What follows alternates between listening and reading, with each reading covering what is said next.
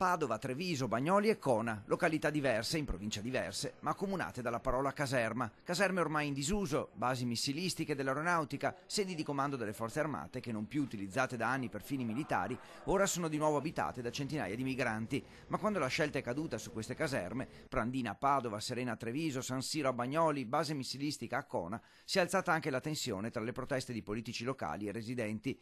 Preoccupazione per le condizioni di igiene e di vivibilità, per la convivenza in centri abitati anche molto piccoli, per la sicurezza di comuni e quartieri limitrofi alle caserme. E così nelle settimane si sono moltiplicati comitati e presidi di protesta, spesso con la presenza di esponenti politici nazionali a sottolineare timori e preoccupazioni. L'ultimo intervento è quello del governatore del Veneto Luca Zaia, che definisce provocatoriamente la scelta delle prefetture di individuare e allestire centri di accoglienza nelle caserme una strategia dei ghetti. Per Zaia la questione immigrazione in Veneto è sempre più caotica e irrispettosa della dignità di tutti. Immigrati che non dovrebbero esserci, ma se si lasciano arrivare non possono essere trattati come bestie, cittadini che si vedono nascere sotto casa centri di accoglienza, sindaci scavalcati nelle decisioni. Quanti italiani muoiono di fame e sono per strada? Sono due cose. Lei ha ragione, io sono d'accordo con lei, però noi adesso in questa situazione possiamo soltanto chiedere di smaltire il numero di migranti. Il governatore chiede di interrompere questa strategia di utilizzo delle caserme che danneggerebbe gli stranieri e favorirebbe l'immigrazione clandestina.